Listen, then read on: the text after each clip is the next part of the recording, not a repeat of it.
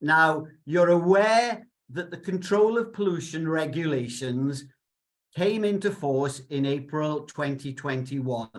Now, when they came in then, it was a very light touch and it didn't really impact very much on what we were doing. But in January this year, a large set of rules and regulations also came into force, and that is what we are predominantly going to cover this evening in the workbook. Now, what came in January this year is going to be the biggest input that you aren't going to need to comply with, other than producing 5 months storage for your slurry and adhering with the closed periods. So Welsh Government have produced this electronic Excel workbook, and they produced it in the belief that it will help you provide all the information that we are legally duty bound to provide for Welsh Government and NRW if we ever get an inspection. Now, the workbook isn't perfect. There may be some management practices that you undertake on your farm, which the workbook doesn't fit very easily with, but hopefully virtually everything, if not everything, will be covered and you will be able to record everything that you need to on this workbook. The workbook, it is available in Welsh, so if you prefer to undertake the plans and the records in this workbook in Welsh, you can download the Welsh version and work on that. Now, you can see that in this sentence here that I'm pointing at now, it says that the use of this workbook, it's not compulsory. So if at the end of this evening, you feel that it's not for you, you don't feel comfortable working with it, you think you could do it easier in another way, that is perfectly fine. We don't have to use the workbook, but you will see after the comma, it says, however, you must ensure that all the required calculations and plans have been undertaken. So we have a legal requirement to produce plans and records. It doesn't state how we have to keep them. I'm convinced that if we can get to grips with this workbook, it will make the long-term production of plans and records far easier for us. So if I just quickly scroll down, it says the workbook is using automatic calculations. So if we put any information into the workbook will automatically do the calculations for us. If we do it in longhand on paper, we would have to do all that ourselves. What it asks us to do is to insert information into the white cell boxes in the workbook. You will see as we work through it, there are unlocked white cells. There will also be shaded cells which will be locked where we cannot put any information into. And they will be the cells where the calculations, the formulas are locked away and we can't change them. It then says, as we scroll down, that we are only required to complete the sections that are relevant to our holding. So I am quickly going to try and go through as much as the workbook as I can. Some of the sections may not be relevant to your holding, and if they're not, you can leave those sections out. I may, because of time, skip over one or two sections. If I do and they are relevant to you, you can ask us the questions at the end, or you can talk to me on the helpline. What is very important is when we open the workbook up, you will come onto the overview page. What you will need to do, or what you're recommended to do, is each time you work on the workbook, you put the date in this cell here, and you save your workbook as that date. If you just save your workbook and you keep going up to File and press Save, it will overwrite everything that you have done previously, and you will only have your latest record. The regulations say that if NRW come and undertake an inspection, they can ask to see the previous 5 years' records. So it is important that we keep at least 5 years' workbooks. So NRW, if they come, we can provide the information for them. So it's very important that we don't just press save because we will overwrite. So what I've said here is the use of this workbook is not compulsory. You can do it in paper if you want. And as Irwin has alluded to, she will send you a link out to this booklet, which is the Guidance for Farmers and Land Managers.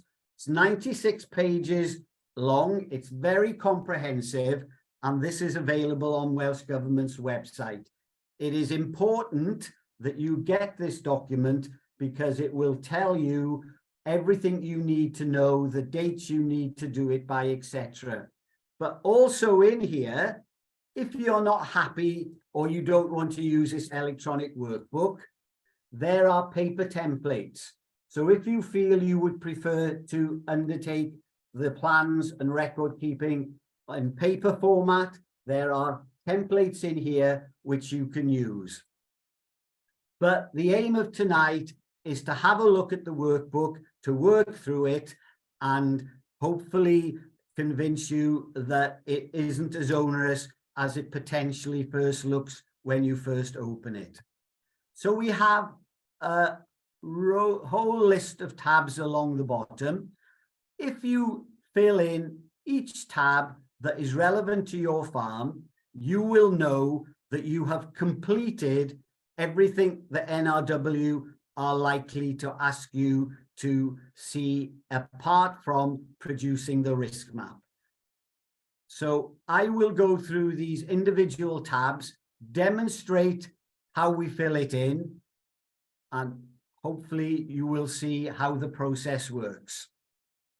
So the first tab, tab 1.1, is we are going to work out the nitrogen capacity of our holding from the nitrogen within livestock manures. So one of the regulations states that currently our holding cannot receive more than 170 kilograms per hectare of total nitrogen averaged over every hectare of the farm from the nitrogen that is produced by your livestock in a 12-month period.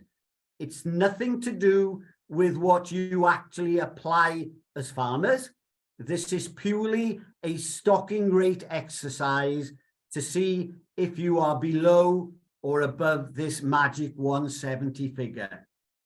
And it causes no end of confusion because later on, when we carry on with some of the other tabs, somebody usually says to me, but Tony, you said we can't apply more than 170 kilograms per hectare of total nitrogen.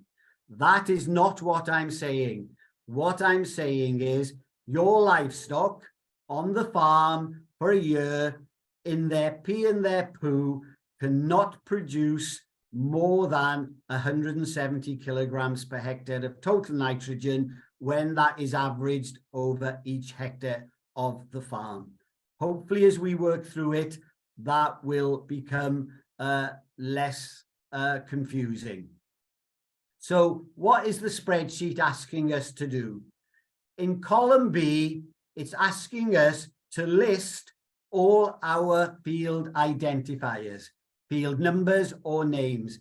I have simply put in here intensive grazing fields, other grazing fields. I've then got silage fields. I've got a maize and a spring barley field. So we would list in here all our individual fields, and we would, in column C, put the individual hectareage down. Now, in column B, It's any piece of ground that our animals can potentially graze on, or we can grow a crop on. So if we have an enclosed open woodland, we can include that. If we have access to common hill land rights, we can use that, but based on what our rights are. So we put every piece of ground that our animals can potentially graze in there. We put the hectareage in there, and the spreadsheet will automatically add all this up, and it will take over to here, and it will tell us that the total hectareage of my holding is 145.5 hectares. That then will be multiplied by this magic figure of 170, and that will then be put in here, and that will then tell us that the nitrogen capacity of our holding from the nitrogen that is produced from our livestock manures in a 12-month period is 24,735 kilograms. So once we've undertaken this calculation, we then have to work out how much nitrogen our animals actually produce in a 12-month period. Now, this is going to look fairly complicated because I've included dairy, beef, sheep, and some poultry in here. So on your individual farms, you may not have as many categories as I'm showing here. But you can see down this left-hand side of the spreadsheet, we have got a whole list of various livestock categories: cattle, sheep, goats, deers, horse, pigs, and we go down to poultry as well. So for each livestock category we have on our farm, we need to input in here the number of stock we have in each livestock category and the number of days they are on farm. Now, we have to undertake this calculation by the end of August each year, and we base it on the average number of livestock that were on our holding the previous year, and it's based on the 12-month period from the 30th of April through to April the next year. So it's important to stress this figure in column D is the average number of stock that you had on your holding in the previous year. It is not a snapshot in time. It is not a snapshot of the number you had on the day you fill this in. So based on what we had on the farm last year, we will fill this in. So I will go through my categories that I have already filled in on my fictitious farm. So I'm saying I've got some dairy animals. It gives us a category: milk yield over 9,000, 6 to 9,000, less than 6,000. So I'm saying I've got 80 dairy cows averaging between 6,000 and 9,000 litres a year, and they're on farm 365 days. So we simply put 80 cattle, 365 days. This is the standard figure that Welsh Government tell us is how much nitrogen each livestock unit produces in a 12-month period. So this is all multiplied together, and it's telling us that my 80 dairy animals are producing 8,080 kilograms of total nitrogen. So we then go to our next categories, and it's asking us calves. I'll come on to that in a minute because I'm going to include some beef calves.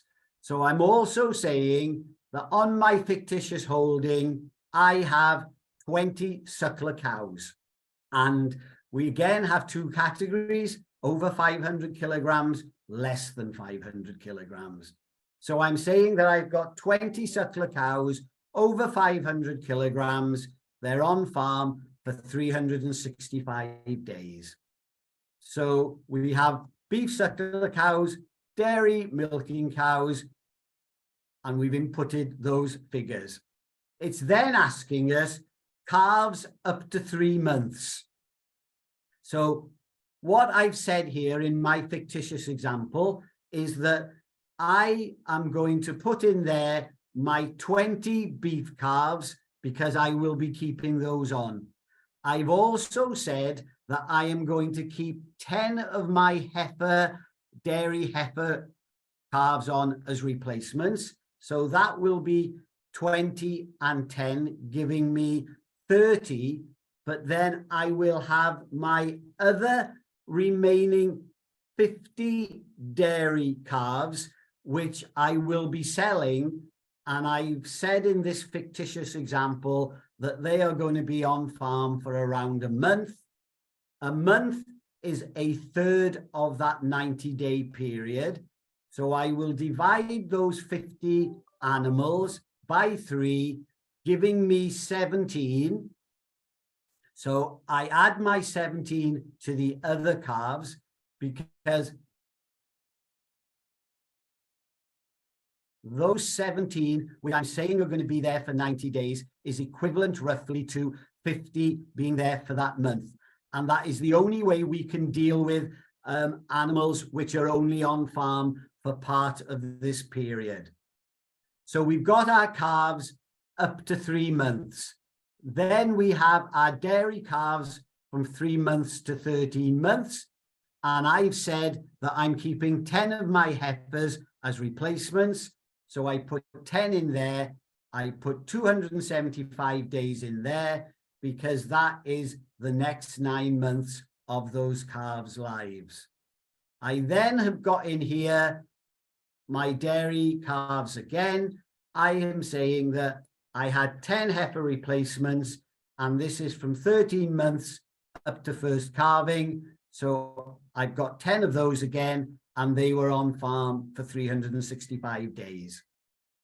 We then go to our beef animals, and I'm saying here on my beef calves that from 3 to 13 months, 9 months, those 20 calves which I kept on were on farm for the whole of the rest of that year. So that's 275 days.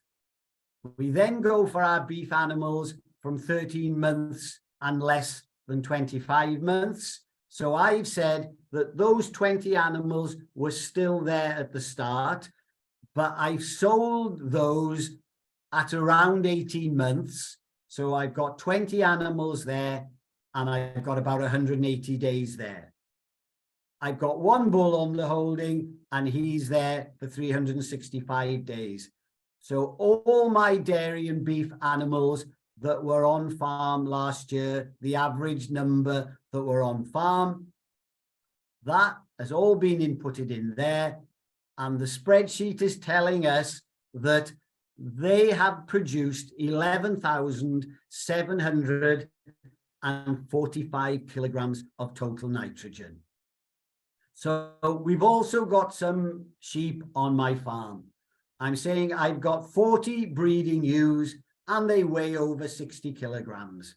If we had some weighing less than 60 kilograms, Welsh Mountain or Llyn, we would put them in there. So it may be that we have a mixture of both in there. But my 400 sheep, breeding ewes, are on farm for 365 days.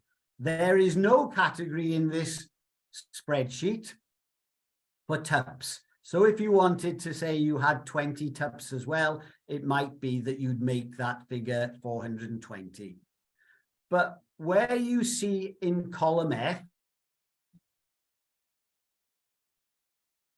the amount of nitrogen that each livestock unit is producing, when it comes to the ewes, this figure of 12 kilograms per livestock unit per annum includes the ewe for 12 months and the lamb for the first 6 months of its life.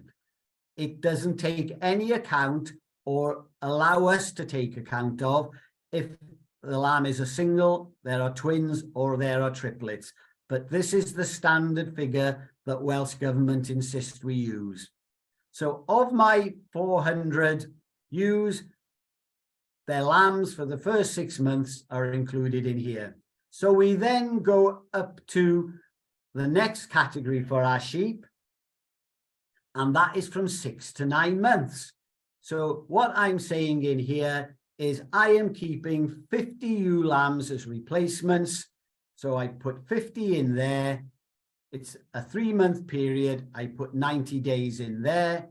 And then the next category is from 9 months to first lambing. I put another 50 in there. It's the same animals.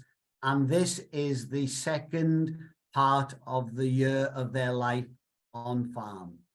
If you have got some stragglers which hadn't gone at 6 months, you hadn't sold them by 6 months, you would simply add those numbers in there, but you'd know based on your numbers from the previous year.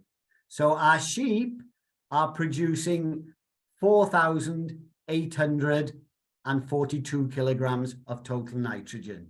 So we go down, if we've got goats, deers, horses, we can put that in there. There's a category here for pigs. Now, pigs is slightly more complicated, and I would suggest that if you have pigs, that you ring me up on the helpline, because, as I say, it's a little bit more complicated, because what it asks us here is pig numbers from 7 kilograms to 13 kilograms, 13 kilograms to 31 kilograms, 31 kilograms to 66 kilograms, and then carrying on from 66 kilograms intended for slaughter. So if we're bed and breakfasting, we would know last year what stock numbers we had in there. And then when it asks us the number of days, we would have to estimate the number of days it took our animals to go from 7 kilograms to 13 kilograms, 13 kilograms to 31 kilograms. And in here, I have actually put some figures which I have worked out that would be a rough average number of days that our pigs would be in each of those categories. But I say, if we want to, any of you are pig farmers and you want to talk to me about this calculation here, we can discuss that one-to-one on the helpline. We've also then got a category down here for poultry. So I'm saying in my fictitious example that I have got 16,000 laying hens, and last year they were on farm for 365 days. In some instances, they wouldn't be on farm for 365 days because it's generally a 14-month turnaround process. But last year, I'm saying that they were there for 365 days. If we have chickens raised for meat, we have a number of batches during the year. And in between those batches, we would be cleaning out and the sheds would be empty. And what the guidelines actually says in here, it suggests that for chickens raised for meat, we use an occupancy figure of around 85%. So generally, they are expecting to see a figure in there of about 310 days. So they're suggesting that our batches going through the year, we'd have poultry there for about 310 days. So on this fictitious example, it's added everything up and it's telling me that the livestock on my farm are producing 25,387 kilograms of total nitrogen. This then gets taken back to tab 1.1.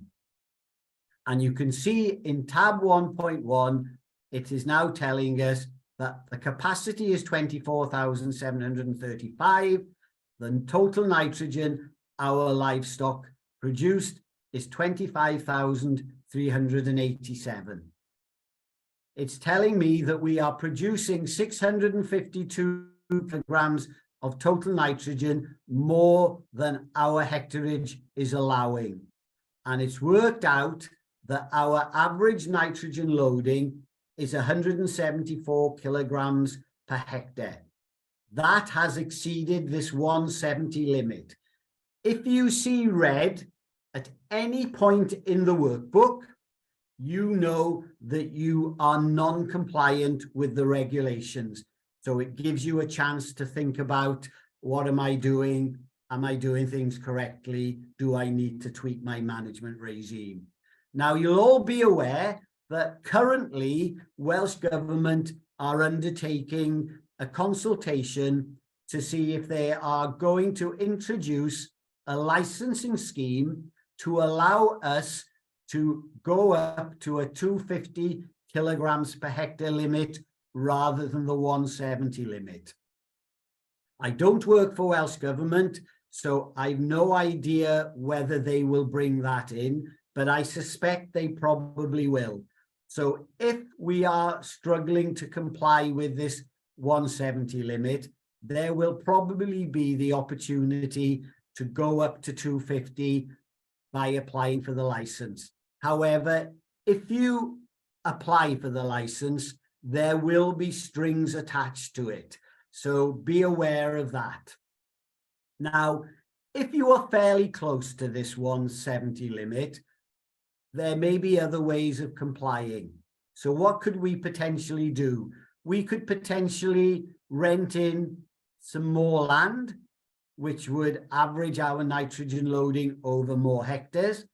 We could potentially reduce stock numbers, or the other get out of jail card is we can export organic manures to a neighbouring farm. And what I want to stress is that this calculation is purely the amount of nitrogen from livestock manures. So if you're bringing biosolids from Welsh water onto the farm, that is nothing to do with this calculation. This is purely the nitrogen from livestock manures. But we're over this 170 limit. So what are we going to do about it? So we have the opportunity to export some livestock manures. We have this drop-down menu in tab 1.4, and it gives us a whole range of organic manures. So I'm going to say, because I had on my farm some laying hens, I think I'm going to export some farmyard manure from the poultry. So I put laying hens in there. It asks me, how much am I going to export? If I put 50 tons in there, you can see in column D that Welsh Government have given us a standard nitrogen content for the amount of nitrogen in layer manure, and it's 19 kilograms. So if we export 50 tons, we are actually exporting 950 kilograms of total nitrogen to our neighbouring farmer. So again, that will get taken back to tab 1.1. It takes account of that in here. And that then is showing us that we now have a difference between our end capacity of the holding and the nitrogen that's produced of 298 kilograms. Our average is now 168 kilograms per hectare, and it's telling us that we are within that 170 limit. So there are opportunities for us to export organic manures to a neighbouring farmer who is under that 170 limit. So we are both benefiting. The farmer we're exporting it to is getting a cheap source of valuable nutrients, and the farmer who is exporting it is complying with these rules and regulations. But if a farmer is going to import it, that farmer would also have to keep a record of it. So he would say in here that he's importing 50 tons of layer manure, and that 950 kilograms would get carried across to his tab 1.1. It also says, and it's important to note, that you must keep a record of the dates and the quantity of organic manures that are being exported and imported. there is a facility somewhere, I think, where, yeah, I've written it there. You see, you can actually write in here that you have exported 50 tons of, I've said cattle manure when I did this earlier, but I'll say of poultry manure to Joe Blogs on the 15th of April. So in tabs 1.1 to 1.4, we have undertaken this calculation, which we have to undertake by the end of August each year, and based on our average stocking numbers for the previous year from the 30th of April to April the next year. Once we've done this, we are going to park it, and then we will go on to the next section of the spreadsheet. But what the guidance does say is once you've done this, and it was based on last year's average numbers, it's probably a good idea to go in periodically during the current year to see if your stock numbers have changed dramatically, to see if it's going to bring you close or over this limit. So that 117 nitrogen loading, as I say, it often causes confusion. It's nothing to do with the amount of nitrogen that you as farmers can apply, and it's nothing to do with the amount of nitrogen that you as farmers can apply through your organic manures. It is purely this stocking rate exercise. So that is 1.1 to 1.4, the calculation of the total nitrogen capacity of your farm from the livestock manures. So I'm now going to go on to tab 3.1. I'm going to exclude tabs 2.1 to 2.7 at the moment. We'll see how we get on for time, but tabs 2.1 to 2.7 are to do with slurry storage production and slurry storage capacity calculations. The slurry storage requirements do not come into legal force until August 2024. So we've got a little time to get our head around that. However, tab 3.1, the plan for the optimum amount of nitrogen that should be spread, this has come into being on the 1st of January this year.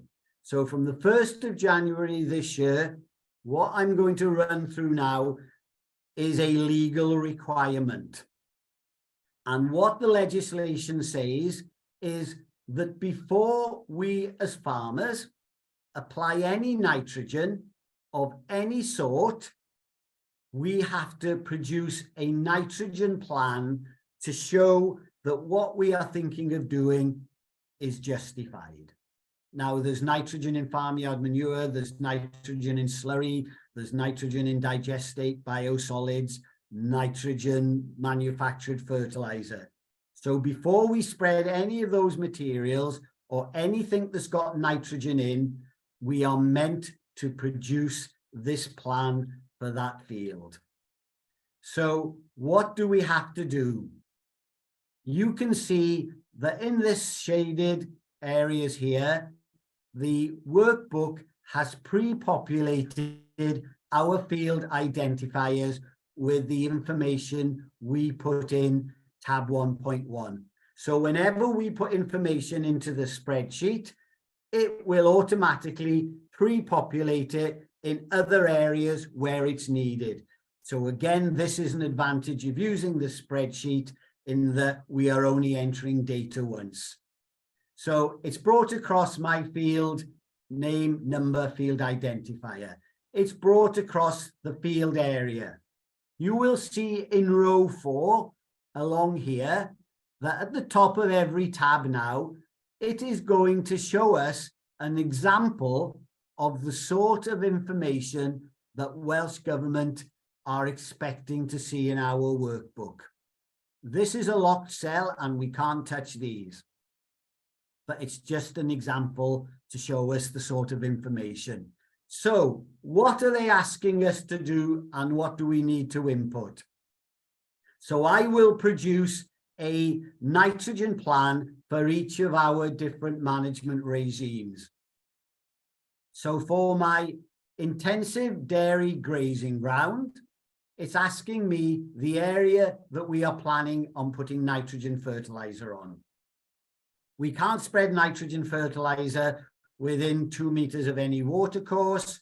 So I've taken an area out to show that I'm not going to. So I'm saying that I'm planning on spreading on 5.8 hectares.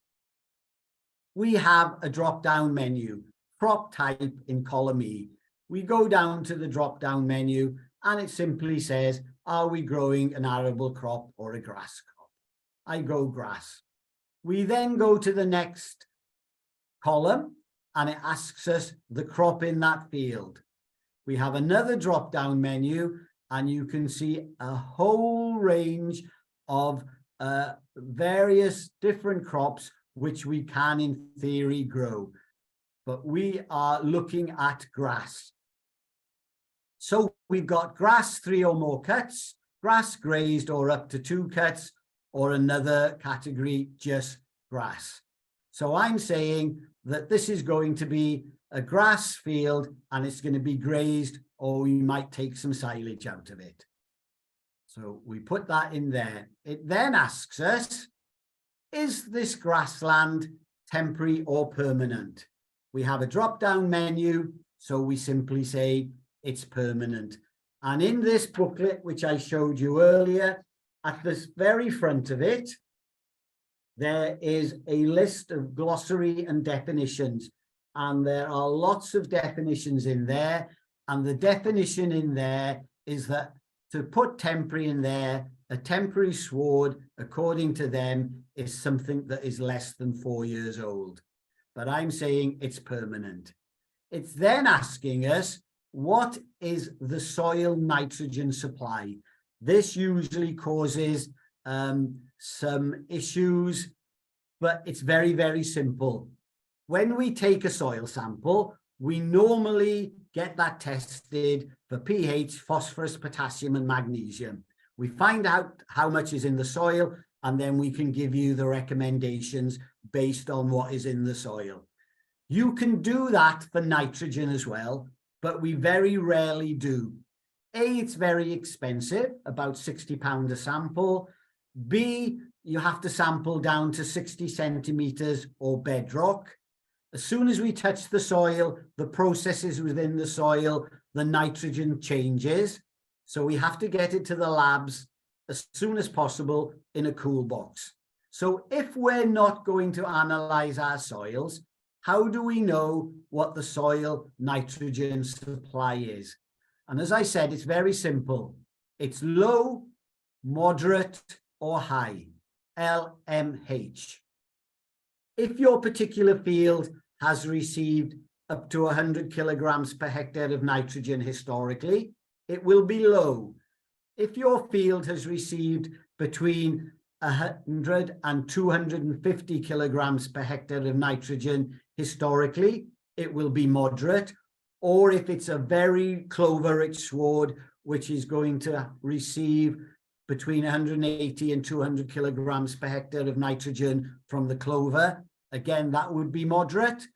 And if the field had received over 250 kilograms per hectare of nitrogen, we would call it high. Now, that information is in RB 209, these booklets here, Nutrient Management Guide. It is essential that we get this booklet. It's free of charge, and you will be sent the link to this at the end of this webinar, where you can ask AHDB for either paper copies like I have, or you can download it onto your smartphone or your laptop. And you will need probably sections 1 to 4. If you grow potatoes on the farm, you would need section 5 as well. So there are 7 sections all about this size, but they're free of charge, and it's important that you get these. And that determination of the soil nitrogen supply is detailed in RB 209. So I've said it's high. The next thing it asks us is, how did we decide it was high? So we have another drop-down menu. If indeed we've had our soils analysed, we put soil mineral nitrogen analysis. If you've had a nutrient management plan through Farming Connect, that nutrient management plan should tell you that information. If a FACTS qualified advisor has been on farm and he's told you, you'd put FACTS advice down. Otherwise, you'd put RB 209 to say that you looked in RB 209. So we then go along and it's asking us, what is the optimum amount of nitrogen that needs to be spread on our intensive dairy grazing ground? So again, we have a drop-down menu in column M. And if you've had a nutrient management plan, it would be from your nutrient management plan. If you've had a FACTS qualified advisor, it would be FACTS advice. If you've looked in RB 209, it would be RB 209. Now, in this booklet here, the grassland section of RB 209, on page 16 of RB 209, there is a table, and the table will tell us the optimum amount of nitrogen that is required to grow a certain amount of grass.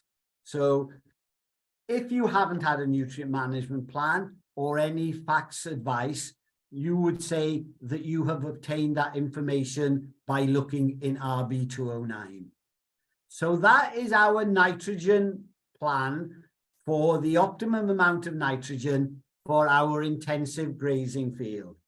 Now, the reason I have listed all these together, it makes it easier to do what I'm about to do now. And what I'm going to suggest is, at the start of the season, it's quite likely that my plan for all my dairy grazing ground is going to be the same. So I simply highlight these cells that I've already put my plan in. I highlight them, I go up here to copy, then I highlight all my other intensive grazing fields, I go to paste, and all my intensive grazing fields have now had their optimum amount of nitrogen plan detailed in the workbook. If we were doing it by hand, we would have to write everything out.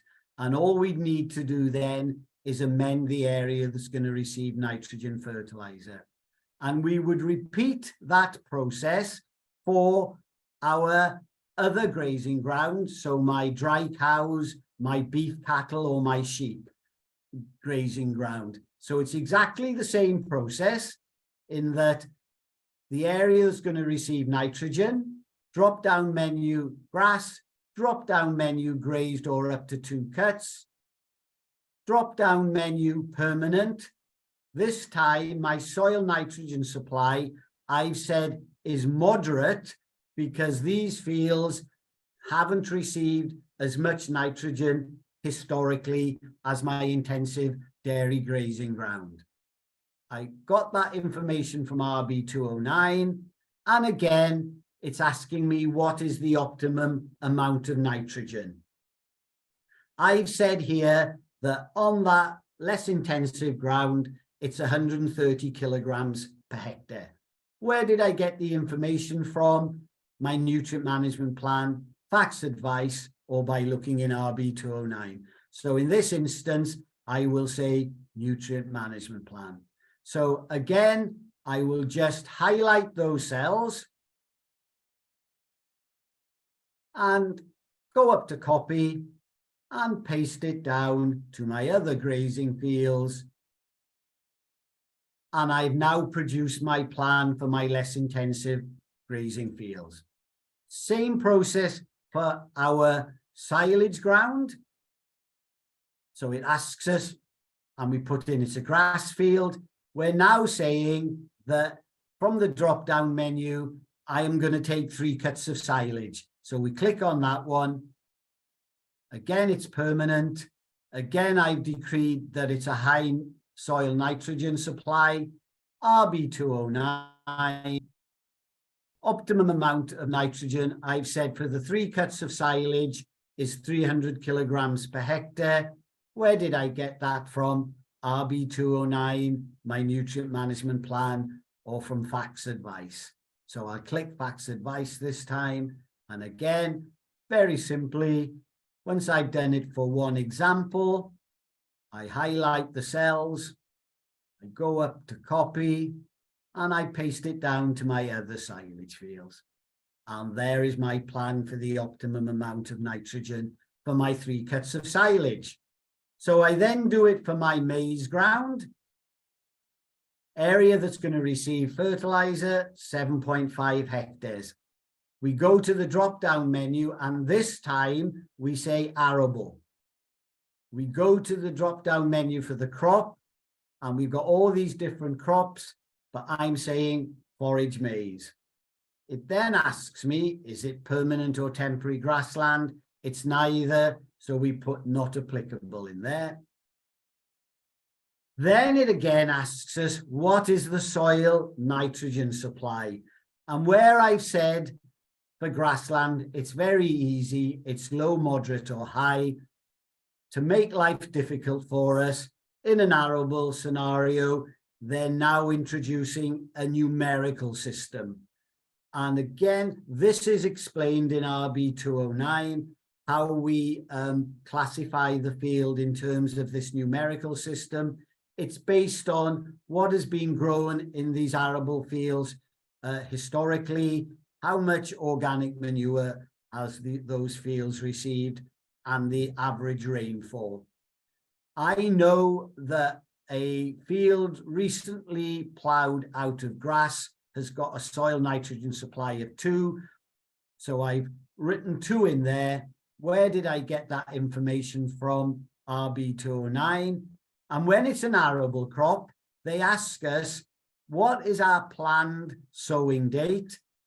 And what is our anticipated or target yield?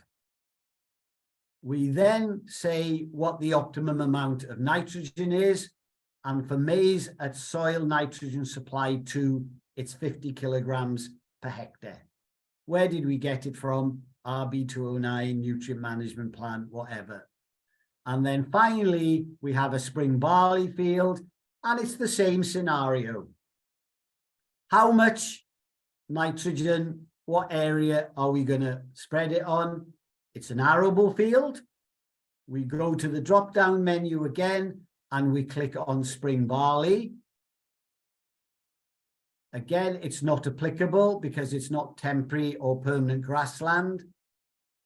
We go to the soil nitrogen supply.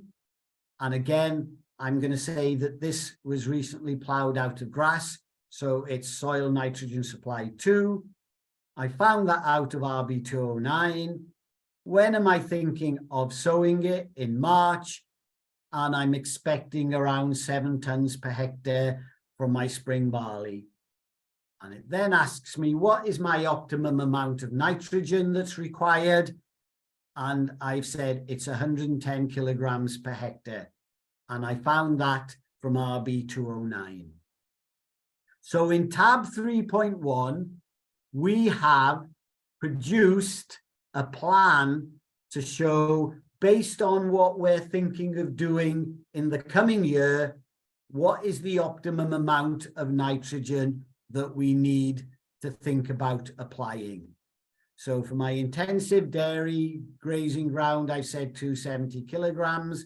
For my beef and sheep or dry cow, I've said 130.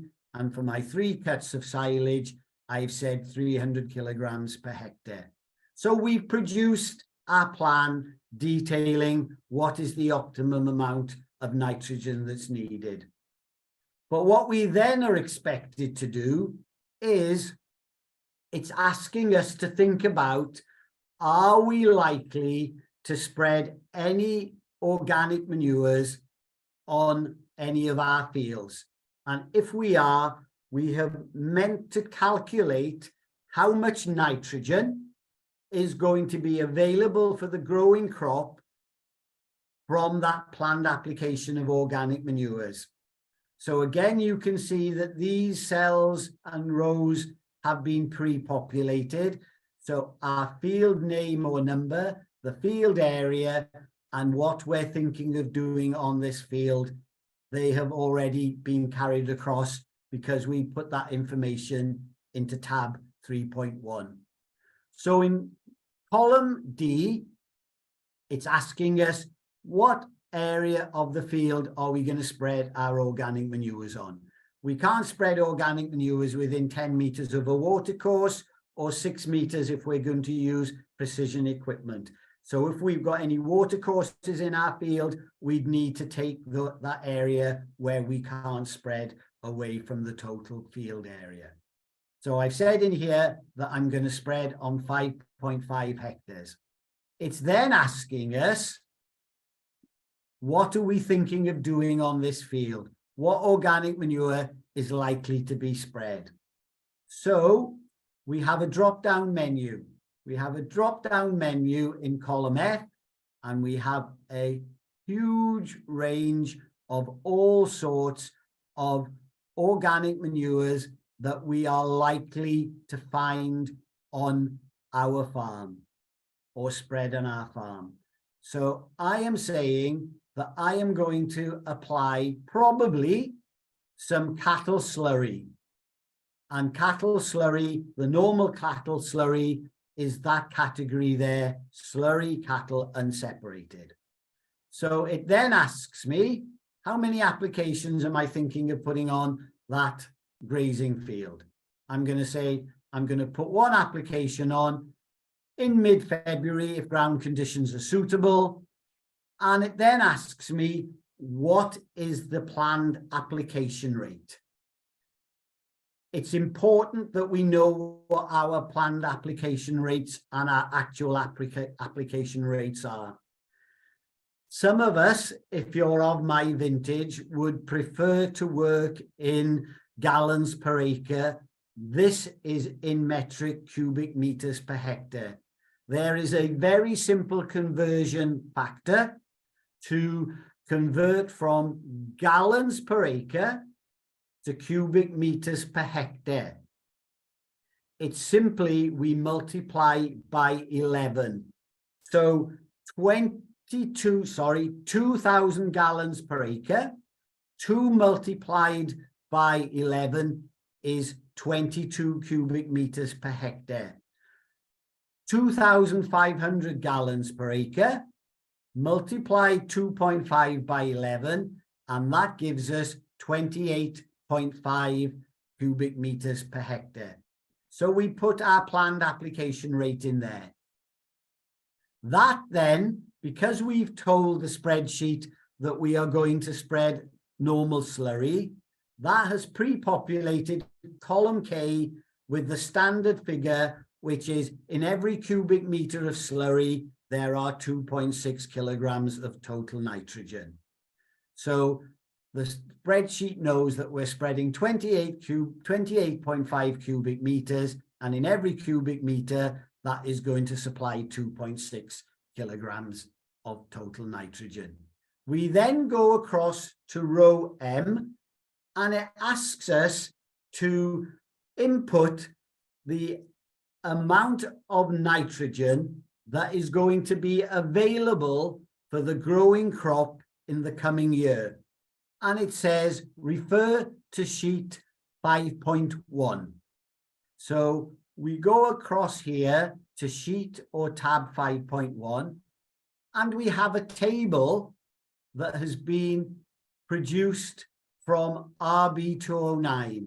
This is a table out of RB209. And we've got categories: farmyard manure, poultry manure, slurry, lightly fouled water, etc. So I've said I am thinking of applying some slurry in February. Now we've got different categories here. Is it going to be applied on the surface by splash plate? Is it going to be incorporated as soon as possible within 6 hours of applying? Is it going to be applied by a band spreader stroke dribble bar, or is it going to be applied by a shallow injection? Well, I'm thinking about applying my slurry by dribble bar. So I look at this category here.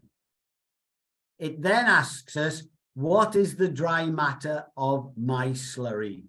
A normal slurry is 6% dry matter, around that. If it's very, very wet and lots of water has got into our slurry store, we'd use the 2% figure. If it's very dry, like our porridge, and it looks like our porridge that we eat in the morning, we'd use the 10% figure. So I'm saying that I am going to band spread dribble bar a 6% slurry, and I said I was thinking of doing it in February. And we look up there and we've got spring, February to April. So we look down to that 6% dry matter slurry, which we're going to band spread, and it tells us that 40% of the total nitrogen in that slurry is going to be available for the growing crop in the coming year. So we go back to 3.2 and we put 40 in there. And that then works out that our planned application of 2,500 gallons per acre, 28.5 cubic meters per hectare of slurry in mid-February is going to supply 29.64 kilograms of available nitrogen for that grazing field in the coming year. If we were going to do that on some of our other fields, again, we would simply highlight it, and we can't highlight and copy across this closed cell here. So we'd have to stop it there, go up to copy, and then if we were going to do it in any other fields, we would simply paste it down. So we would do that to any of the other fields that we were thinking of applying. Now, there is a facility within the spreadsheet to, if we have had our organic manures analysed, we will know what the nitrogen content is. And I know quite a number of farmers have had their organic manures analysed recently through Farming Connect. If we have that information, there is the facility for inputting that information into our workbook, which will allow us to work on the nitrogen content of our slurry to give us a more accurate determination of how much nitrogen is going to be supplied. So we would click on Other. It then says, if other, what is the other? So I've simply written in there, slurry own analysis. It then asks us the number of applications, 1, again in mid-February, again 28.5 cubic meters per hectare, 2,500 gallons per acre. But you will see that because we've put other in, it is not automatically inputting and pre-populating the total nitrogen content.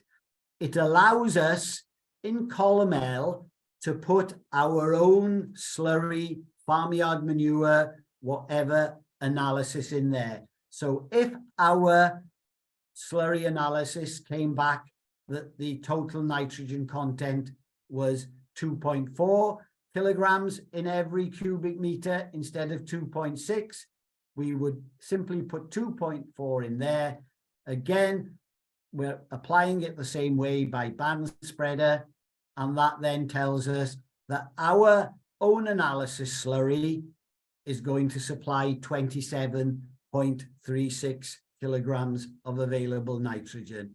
And equally, if you are going to import a material onto the farm which isn't in this drop-down menu, for instance, biosolids from Welsh Water, again, you would put other in there, and you would type in there, instead of slurry analysis, I would put bio solid from Welsh water.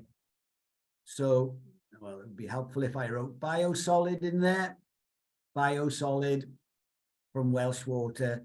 So then you would go along, and if you are importing anything onto the farm from Welsh water, they would give you the analysis and you would put that in there. So as I say, if you are thinking of bringing any material on farm, the workbook does give you the facility to work on the actual analysis of that material.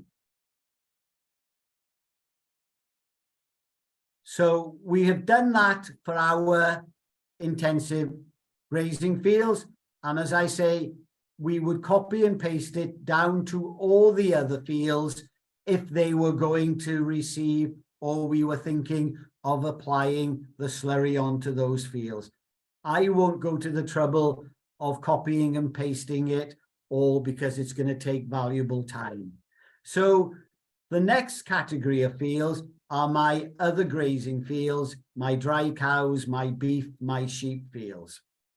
So am I going to put any organic manures on these fields? So I'm saying, yeah, I probably will.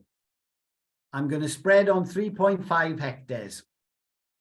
What am I thinking of applying?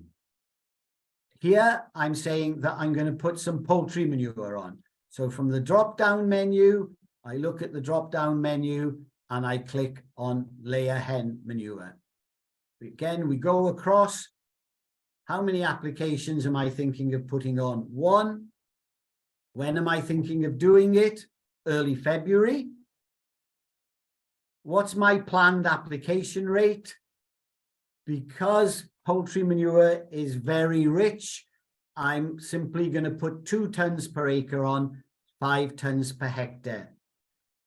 Because we've told it that we're putting layer manure on, it has pre-populated column K, telling us that in every ton, 19%, there are 19 kilograms of total nitrogen in every ton. It then asks us again, what percentage of that total nitrogen is available for the crop to uptake in the coming year? So again, we go to tab 5.1 and we go to poultry manure. And we've got poultry manure there, and I'm going to surface apply it. Now, the layer manure is almost certainly going to have a dry matter of between 40 and 80%. So we look across the table there, and we can see by spreading that in the spring, 30% is available, 30% of the nitrogen is available. So we go back to 3.2, and we put 30% in there. And that will automatically then calculate that our application of layer manure in February, 5 tons per hectare, 2 tons per acre, is going to supply 28.5 kilograms of total nitrogen to our grazing fields that year. So we do the next field again, and if any other fields were going to receive that, again, we would highlight it and simply copy it to any other fields that were going to receive it. I won't do that for them all because I say I'm very conscious of time. So in my other grazing field, another grazing field, I'm thinking of putting some cattle farmyard manure on. So from the drop-down menu, I will say I'm going to put some cattle farmyard manure on. We could put pig farmyard manure, sheep farmyard manure, horse farmyard manure. There are all these different categories. But I'm going to say I'm going to put some cattle farmyard manure on. Again, I'm going to put 1 application on. Going to put it on probably in early February when ground conditions allow. I'm going to put on 15 tons per hectare of farmyard manure. In every ton of farmyard manure, it is pre-populated that there are 6 kilograms of total nitrogen in every ton. So we then are asked what percentage of nitrogen is available. So we go to 5.1 again, and we look for farmyard manure. And I said, I'm going to surface apply my farmyard manure in February. And it tells us that 5% of the total, 10% of the total nitrogen is available for the growing crop. So we go back to 3.2 and we put 10% in there, and that automatically calculates that planned application of organic manures, farmyard manure in February is going to supply 9 kilograms of available nitrogen. And again, if we were going to do that to other fields, we would simply copy and paste it. So we go to copy up here, we go back to another grazing field where we think we might be putting it on, and we go paste, and it is then as simple as that. We've done that. And you do that for all the fields that you were thinking of putting some manure on in the spring or during the season at any time. So we then go on to our silage ground. I won't fill in all the individual fields because it will take too much time, but you can follow the process. So I'll do a typical silage field example now. And what I'm going to say is this field is going to have 3 cuts of silage. That's my plan for the coming season. I'm going to spread some organic manure potentially on 5 hectares. It asks me, what am I going to spread on my silage fields? So I'm going to say that I am going to spread some normal slurry for each of the 3 cuts. So I've got slurry down there for each cut. So we then go along and it's asking me the number of applications that I'm likely to apply for each cut. So I say I'm going to put 1 application of slurry on just before closing up and on my first and second cut aftermaths. It's asking me then, what date am I thinking of applying it? So I'm saying mid-Feb for my first cut, mid-May for my second cut, and mid-July for my third cut.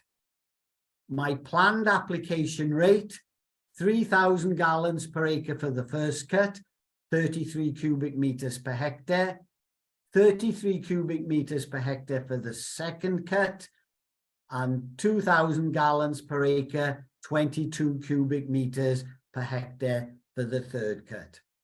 Again, it has pre-populated column K, giving us the standard nitrogen content for each cubic meter of slurry. We then go across, and again, it's asking us what percentage of that total nitrogen that slurry is providing is going to be available for the crop. So again, we go to tab 5.1, remembering that I'm thinking of applying February, May, and July. So we go back to tab 5.1, and we have our tables for slurry. So again, for my first and second cut, I'm thinking of applying 6% dry matter slurry, and my first application was going to go on probably in February, so 40% is going to be available. My second application on my first cut aftermaths was planned to go on in May, so this is telling me that if I put it on by dribble bar again, which is what I'm planning on doing, 30% of that total nitrogen is going to be available. For my third cut, I'm suggesting that by then, I'm probably going to be applying it by splash plate because I find it difficult to get hold of the contractor at that time of the year. So I then look along my surface application, and it's telling me in the summer that 25% is available if I'm going to apply it by splash plate. So we've got 40, 30 and 25.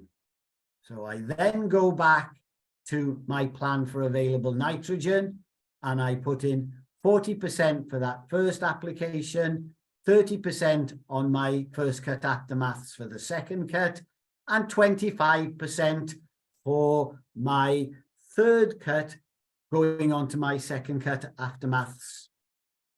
That automatically then calculates that my application of slurry for the first cut is going to provide 34.32 kilograms of available nitrogen. The second cut, it's going to provide 25.74 kilograms per hectare of available nitrogen. And on the second cut aftermaths, 2,000 gallons per acre, 22 cubic meters per hectare is going to supply 14.3 kilograms of available nitrogen.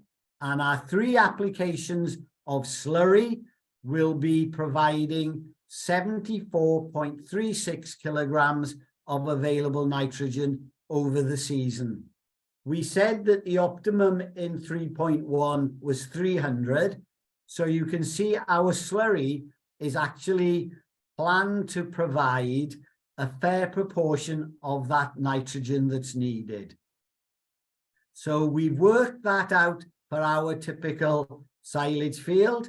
And again, if our other silage fields are going to have the same, we would highlight it, go to copy, go back to here, and we would then just copy that down to our other silage fields. We go paste then, and again, because we can't copy over this locked cell here, we would have to go up to here, highlight these, go to copy, and then simply highlight this again. And then that has detailed our planned applications of slurry onto our silage fields.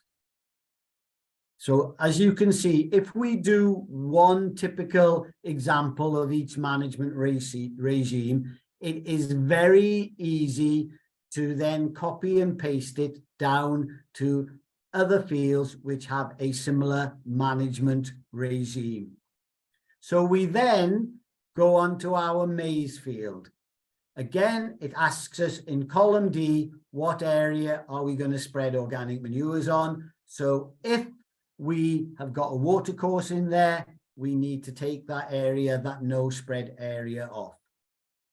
I am going to put some organic manures on my maize. It's quite a hungry crop, so I'm going to spread from the drop-down menu, this time again, some farmyard manure. We go across, how many applications? One. When am I going to spread it, apply it? I've said in April. And this time I am going to apply 37.5 tons per hectare of farmyard manure on my forage maize ground. In every ton of farmyard manure, there are 6 kilograms of total nitrogen that has been pre-populated. And again, it's asking us what percentage of that organic manure that we're planning on applying is going to be available. Well, we've already looked and we know that 10% is going to be available. However, if we go to tab 5.1, if we go up here, it does actually say to us that if we are going to apply organic manures, farmyard manure, and we are going to incorporate it within the soil within 24 hours after application, if it's fresh farmyard manure, that would then be an availability figure of 15%. But I'm going to say that it's old farmyard manure. So again, it's 10%. So I will stick with the 10% figure. So we go back to 3.2. We put 10% in there. And that is telling us that our application of 37.5 tons per hectare of farmyard manure applied in April prior to ploughing is going to give 22.5 kilograms of available nitrogen for our forage maize. And our last example is our spring barley field. So again, am I going to put any organic manures on my spring barley field? Yes. I'm taking a bit out because there's a small water course there. What am I going to apply? This time I've said I am going to apply some more poultry manure for my spring barley. I'm going to put one application on in March prior to ploughing. I'm going to put 5 tons per hectare on, 2 tons per acre. It then again asks us what percentage of that nitrogen is going to be available. So I go back to 5.1 and I have my poultry manure, and it actually says here, soil incorporated within 24 hours of application. The dry matter is going to be between 40 and 80%. So I've said I'm applying it in the spring, and it's going to be ploughed in within 24 hours of application. It's telling us that 40% of that total nitrogen is available. So we go back to 3.2, we put 40 in there, and that is telling us and working out for us that that application of poultry manure is going to supply 38 kilograms per hectare of available nitrogen for our spring barley crop. So in tab 3.1, we worked out and calculated and decided what was the optimum amount of nitrogen that needed to be applied. In tab 3.2, we have worked through the columns and we have decided whether we are going to apply any organic manures to these fields, and if we are, how much nitrogen is likely to be available for the growing crop in the coming year. Then we have to go to tab 3.3. And now they're asking us to detail how much manufactured nitrogen fertilizer are we going to apply. So in plan tab 3.1, we worked out what was the optimum. In tab 3.2, how much nitrogen is going to be available from our organic manures.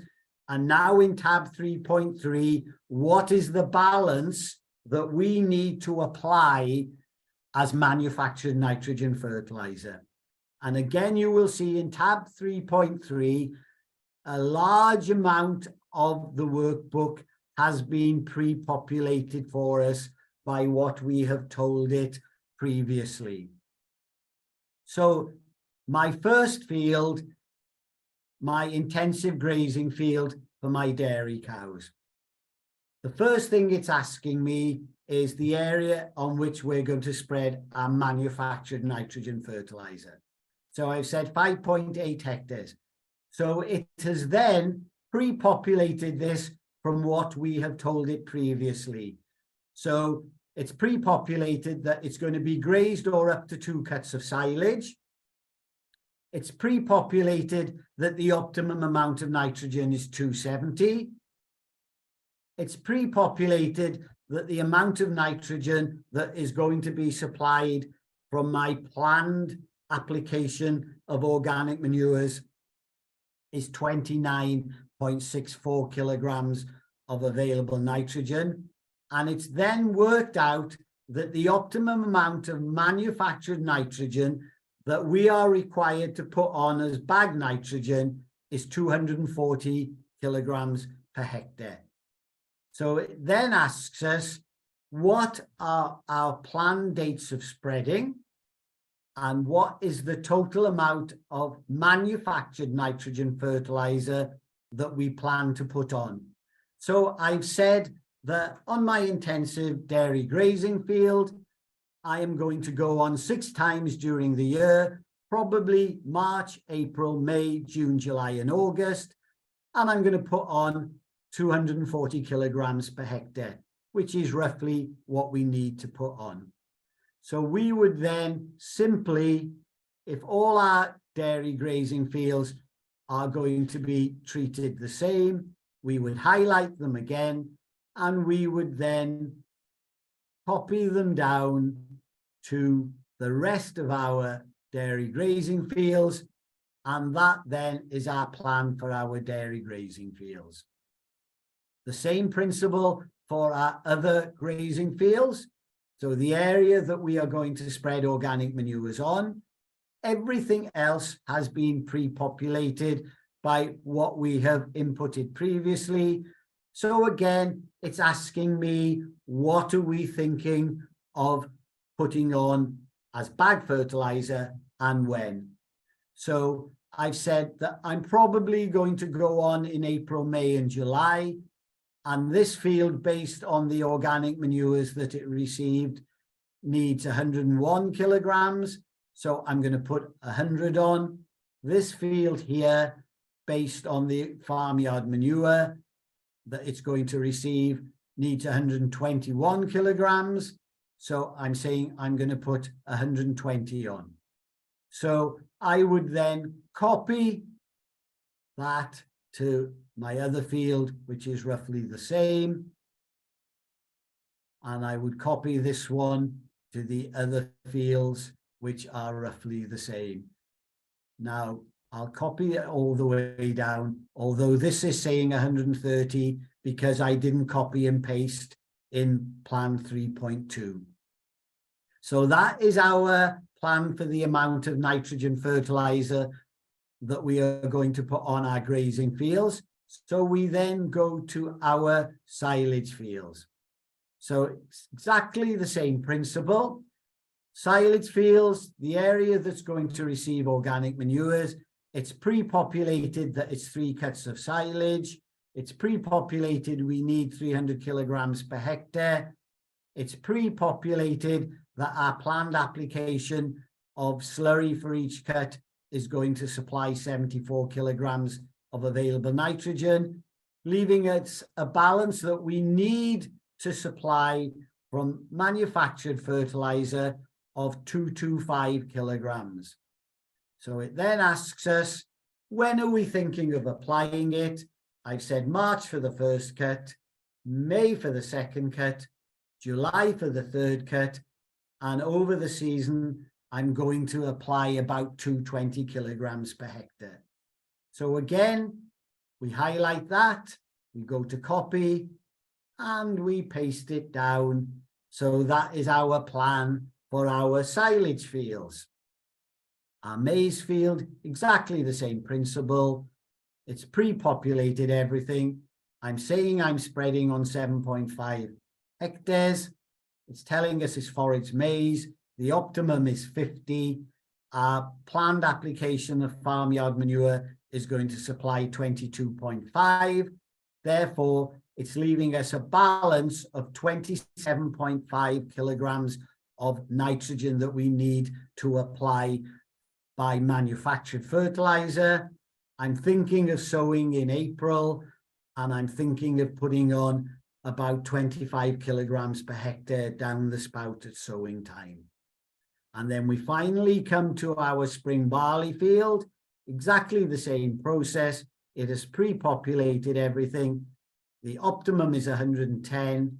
It's pre-populated that our application of layer manure is going to supply 38 kilograms per hectare of available nitrogen, leaving us a balance of 72 kilograms per hectare of nitrogen that's needed. I'm thinking of applying it in the seed bed in March when I sow it, and I'm thinking of putting on around 70 kilograms per hectare. So in tabs 3.1 to 3.3, we have produced our nitrogen plan. And as I said at the start, this is probably going to be one of the biggest new things that most of us are going to have to produce. It's a legal requirement that we have to do it, and we have to do it at the start of the year before we apply any nitrogen. You can see that hopefully by using the spreadsheet, if you can get to grips with it, it's going to make life easier in the long run because we can copy and paste. And also, if we save this year at the end of the year, when we open it up at the start of 2024 and save it again, it's quite probable that our plan in 2024 is going to be remarkably similar to what it was this year. Our dairy grazing fields, our intensive fields will still be the same because they're the better swards. Our other grazing fields, our less intensive grazing fields will be the same. Our silage fields will probably be the same. The only difference will be what we are doing on our arable fields. So next year, hopefully, our plan will be very, very similar to this year. So we've produced our plan in tabs 3.1 to 3.3. Now, what they then want us to do is to actually keep a record of what we have done on each field. Now, our records of what we have actually done do not have to mirror what our plan said we were going to do. Our plan is purely a plan to show Welsh Government and NRW that at the start of the season, we've sat down and thought about what we're going to do on each field, which we probably do anyway. We always think about what we're going to do, but now we have to detail it so the inspectorate can see. In life, we're innocent till proven guilty. In this, we need to detail what we're doing to show that we're innocent and complying with the regulations.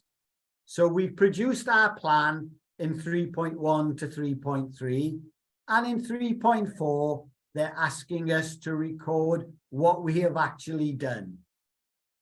So in field 1, it has come across and it has pre-populated our field identifier.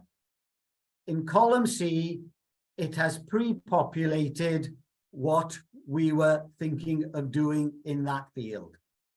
We then go to column D, and if we had sown a crop in there, it asks us to put in the sowing date. If it's an arable field, it asks us to put in there what the yield was. And if it's a grassland field, it asks us to identify what was that field managed for. So I've said this field was used for dairy cow grazing. It then asks us, did we actually apply any organic manures on that field this year? So I'm going to say that yes, I did. I go to the drop-down menu and I click on slurry. I'm going to say that we applied slurry on the 10th of February. So you put the 10th of February in there. I applied 2,500 gallons per acre, 28.5 cubic meters per hectare, and I applied it by dribble bar. No drop-down menus here, we just write it in. So then we go across and it's asking us, did we spread any manufactured nitrogen fertilizer? I'm saying, yes, I did. There are only 3 rows here, so I have had to lump together 2 applications. So I've said that on my dairy grazing field this year or last year, whichever way you want to talk about it, I applied nitrogen fertilizer on the 1st of April, the 1st of March, the 1st of May, the 2nd of June, the 3rd of July, and the 10th of August. And each time I put 40 kilograms per hectare on. So adding the 2 together, I put 80 in there. And we go along to here. And this then in column Q is showing us the total amount of nitrogen that field received in the year. It received 240 kilograms as manufactured nitrogen, and it received 29.6 kilograms from the slurry that we put on. So giving us a total figure there of 269 kilograms per hectare of nitrogen that was supplied. At the start, we said we were thinking that the optimum was 270. So if we have done that for all our grazing fields this year, again, we would simply highlight it, go to copy, and we would paste it all the way down to all our intensive grazing fields. If we had done that on all our grazing fields, and we press paste again. And again, we would do the same if we had applied the slurry on every field.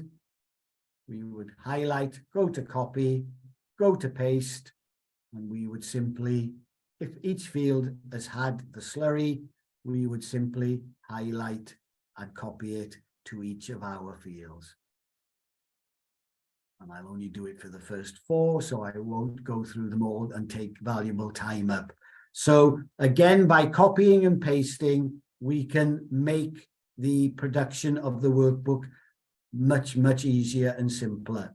So we then go on to our other grazing ground. On the next one down below, I have said that, again, other grazing field 2 was sheep, beef, and dry cow grazing.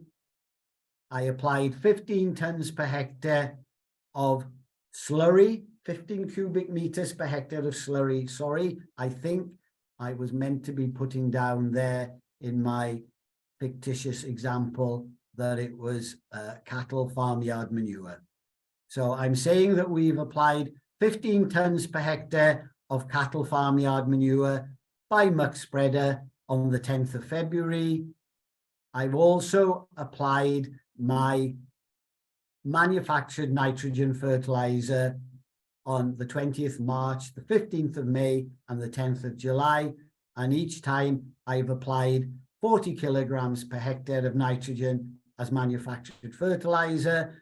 So that is then telling me that we have applied 129 kilograms per hectare from the nitrogen from our farmyard manure and from our 3 applications of manufactured fertilizer. And again, we would copy and paste it, but I won't go through that now because we've still got a little bit to go through.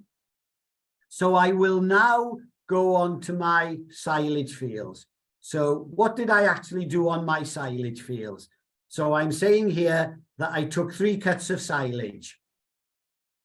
It's asking me, did we apply any organic manures? If so, we need to record that we have. So I've said that from this drop-down menu, we applied cattle slurry for each of those 3 cuts of silage. The first 2 cuts, I applied it by dribble bar. The 3rd cut, we applied it by splash plate. And we applied it on these dates, the 20th of February, the 10th of May on the first cut after maths, and the 12th of July on the 2nd cut after maths. It's telling us here, or I'm detailing here, that we applied 33 cubic meters per hectare for the 1st and 2nd cut, 3,000 gallons per acre, and 2,000 gallons per acre, 22 cubic meters per hectare for the 3rd cut. But I want to show you something else. So I'm actually going to say that even though we didn't, I'm going to detail there that we put on 3,000 gallons per acre for each of the cuts. So if I then go across, you will see here red has appeared in the workbook. And if you remember at the start, I said if we see red at any point in the workbook, that is telling us that we are non-compliant with the rules. And another rule that came in January this year is that in any rolling 12-month period, we as farmers cannot apply more than 250 kilograms per hectare of total nitrogen from organic manures in any rolling 12-month period. So you can see that based on the standard figures of 2.6 kilograms of total nitrogen in every cubic meter, our 3 applications, which I have detailed at the beginning of this here, is telling us that we have applied 257 kilograms of total nitrogen. We have exceeded that 250 kilograms limit. We cannot apply more than 250 kilograms of nitrogen from any source of organic manure in this rolling 12-month period. So I just wanted to show you that and what would happen if we did in fact apply more than we should have. So I will go back and say that I actually put 2,000 gallons on, and now it has reverted back to black. We are below that 250 limit. Just for reference, based on the standard figures, that 250 limit equates to roughly 8,700 gallons per acre of slurry in a rolling 12-month period, and 16.66 tons per acre of farmyard manure in a rolling 12-month period. So we've told it that we applied slurry for each cut at the application rates I've just detailed. It then asks us, have we applied any nitrogen fertilizer? Well, yes, we have. What dates did we apply it? I've said first cut was 24th of February. The second cut was the 10th of May. The third cut was the 12th of July. And for the first cut, I put 75 kilograms per hectare on. The second cut, I put 75 kilograms per hectare on. And the third cut, I put 65 kilograms per hectare on. And adding all the nitrogen we have applied from our nitrogen fertilizer and the nitrogen that's available from the slurry applications, over the season, we have applied 289.36 kilograms of nitrogen. And again, which I've already done, you can copy and paste that all the way down to the rest of the fields. Then we keep a record of what we have done for our maize crop. So our maize crop, because we've actually sown something, it asks us the date we sowed it. If it's an arable crop, it's asking us what was our yield. So I've said that we got 39 tons per hectare. It's then asking us, what did we actually apply to that field? So I've said we put farmyard manure, cattle farmyard manure on the 1st of April by muck spreader, and we applied 37.5 tons per hectare of that farmyard manure. It then asks us to record when and what amount of nitrogen fertilizer we put on. So I'm saying that on the 10th of April, I applied 25 kilograms per hectare of nitrogen for the maize. We do the same thing for our spring barley. The date sown, so I will say the 3rd of March. Might be a little bit early, but I'll say the 3rd of March. What yield did I get? 7.3 tons per hectare, just under 3 tons per acre. Did we apply any organic manures? Yes, we did. We applied laying hen manure by muck spreader on the 1st of March, and we applied 5 tons per hectare. So we've kept a record of what we applied from our organic manures. It then asks us, what and when did we apply any manufactured nitrogen fertilizer? And I'm saying that on the 3rd of March, I applied 70 kilograms per hectare of nitrogen in the seed bed.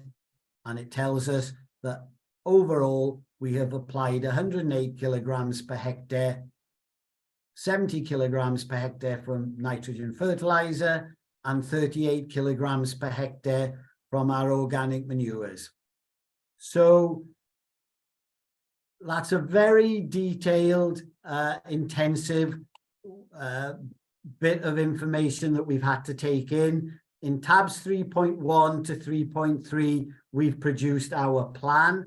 And in tab 3.4, we have kept a record of what we have actually done.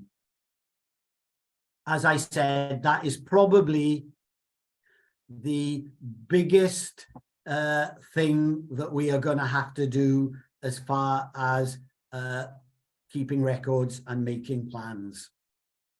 So we have produced our plan and we've kept a record of what we've done on our spreadsheet. So I will now quickly go back to tab 2.1. And 2.1 to 2.7 is the part of the workbook which is going to detail with and deal with slurry and organic manure production and storage. From August 2024, the rules for storage and closed periods of spreading organic manures with high readily available nitrogen comes into force. So the winter of 2024, we will need to provide sufficient storage for our slurry and other organic manures with high readily available nitrogen. And there will be a closed period when we can't spread those materials. Those closed periods are detailed in the booklet, which I've suggested you obtain. So if you've had an infrastructure visit through Farming Connect, an infrastructure audit, all the information that you need to show compliance would be in that infrastructure report. If you haven't had an infrastructure report, you can calculate and undertake the calculations that you're required to do in the workbook. However, I would suggest that moving forward, I would think Farming Connect in the new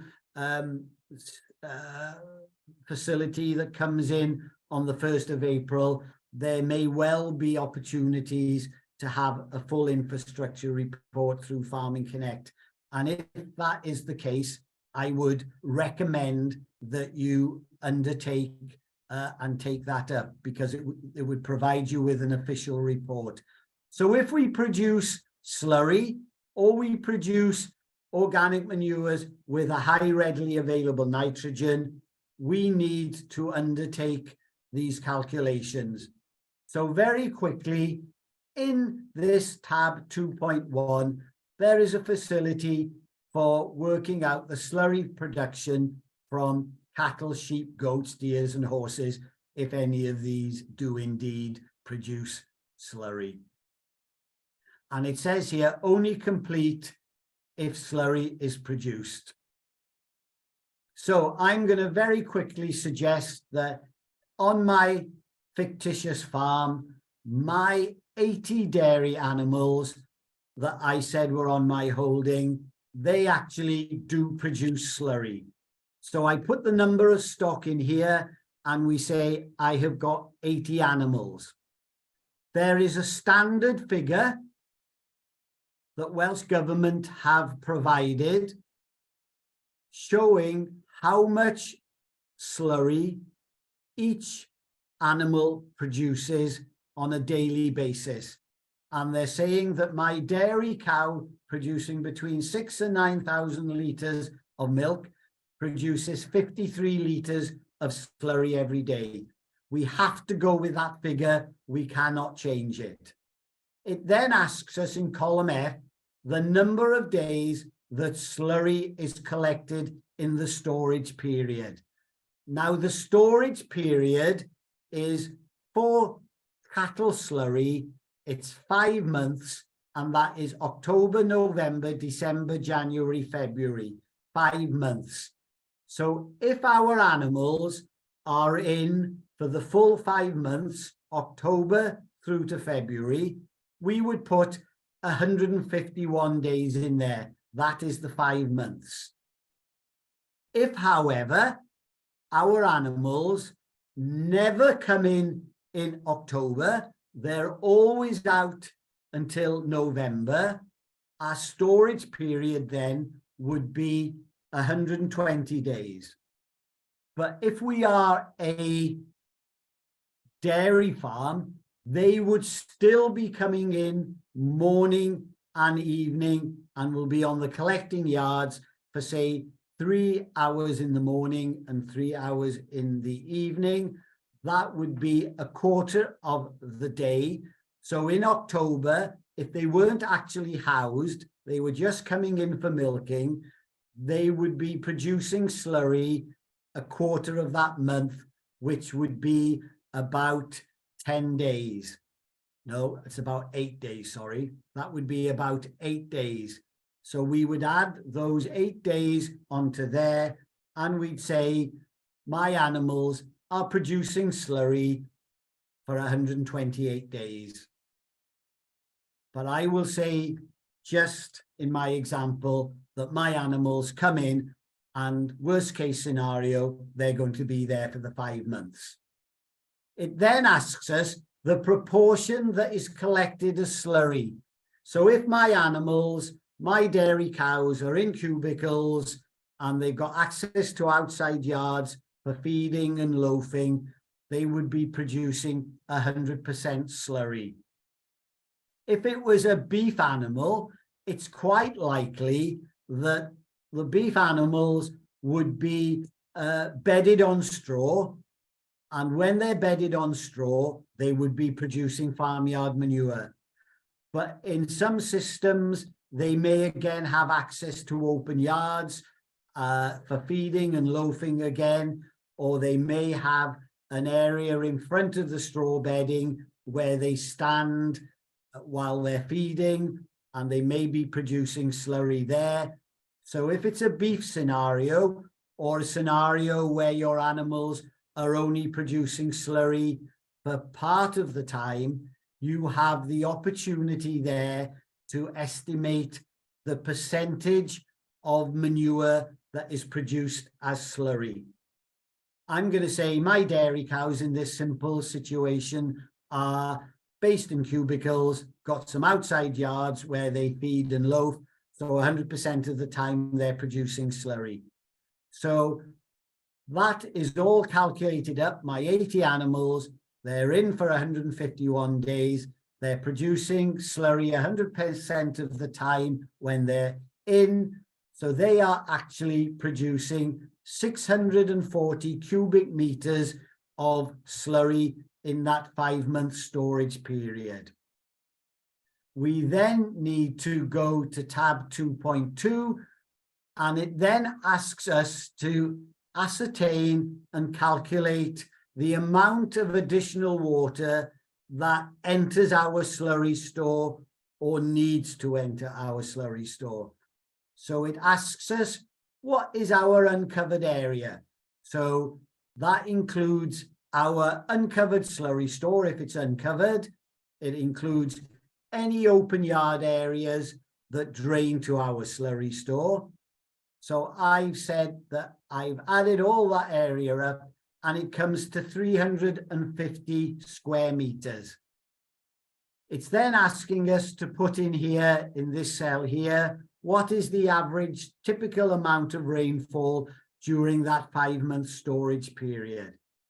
There is a link here in blue, and that link has been provided by Welsh Government, and it will take you to a set of data maps which will enable you to put in your postcode and then home down onto your farm, and it will give you the average rainfall for your specific area, and you can put that in there. Well, what I have said for my area, it's 600 millimeters. So multiplying the yard area by the amount of rainfall, it's telling us that that area is producing 210 cubic meters of water, which is going to the slurry store or because they're dirty yards, needs to go to the slurry store. We then go down, and if we're a dairy scenario, which my fictitious example is, it's asking us to take account of our dairy wash water. Now, dairy wash water and parlour washings, if they're kept separate from our slurry store, they are not subject to the closed period, and we can spread that material, that liquid, at any time. If it goes to the slurry store, all that liquid is classified as slurry and would be subject to the 5-month storage requirement. So if at all possible, if you are a dairy farmer, it could well be advantageous to direct your wash water away from the slurry store if that is going to be practical, A, from a point of actually doing it, and B, is it still going to result in a slurry of a consistency which is going to allow you to spread it. So it then asks us to work out, if it does go to the slurry store, how much dairy wash water goes to the slurry store in that 5-month storage period. So we put in our 80 animals. It then asks us the wash water volume per animal. They suggest that if it's a low pressure hose, it's 20 litres per animal per day. If it's a high pressure hose, they suggest we use the 30 litres per animal per day. So I will say that it's a low pressure hose and it's producing, each animal is equivalent, or we're using 20 litres of water per animal. Over the 5-month period, our 80 animals, based on that standard figure of 20 litres, are producing 243 cubic meters of wash water that, if it's going to our slurry store, is adding to the volume of liquid that needs to be stored. So we then go to column 2.6, and that has brought across the amount of slurry and dirty water and wash water that needs to be stored. It's then asking us, what is the total volume, total capacity of our existing store? If you've had an infrastructure audit, that figure would be detailed within the audit. If when you had your slurry store built, you know the volume of that slurry store that was built at the time. If you do not know the capacity of your slurry store, within the workbook, there are a couple of easy calculations to allow us to estimate the capacity of our slurry store. Unfortunately, the examples that Welsh Government have given us in the workbook does not deal with an earth-banked lagoon with a sloping side, because these calculations or these facilities here do not allow us to take account of the angle of the sides of our earth-banked lagoons. So if we've got an earth-banked lagoon, we cannot use this workbook to work out the capacity of our slurry store. But if it's a rectangular store and it's a concrete sided store, we know the length, the width and the depth of it. I'm saying that my slurry store is 30 meters long. It's got a width of 16 meters. It's then asking us the effective depth of our slurry store. So our effective depth is the depth of the store minus our freeboard. And the freeboard is the distance from the top that we are not allowed to fill our slurry store up to. For a concrete store or a tin tank, it's 300 millimeters. So if the depth of my slurry store is 3 meters, I would need to take that 300 millimeters off. So that is giving me an effective depth of 2.7 meters. So multiplying all that together, it's telling us that the capacity of our slurry store is 1,296 cubic meters. That gets taken up to there. So our total slurry storage capacity is 1296. The total slurry that we are producing is 1093. The difference between the capacity and slurry produced is 202 cubic meters. So the slurry storage status, as outlined here, is saying we're okay. The storage capacity is sufficient to meet the storage period requirements of the regulations. So, as I've said, come winter 24, we need to provide enough storage for the amount of slurry that we are going to produce in that 5-month storage requirement.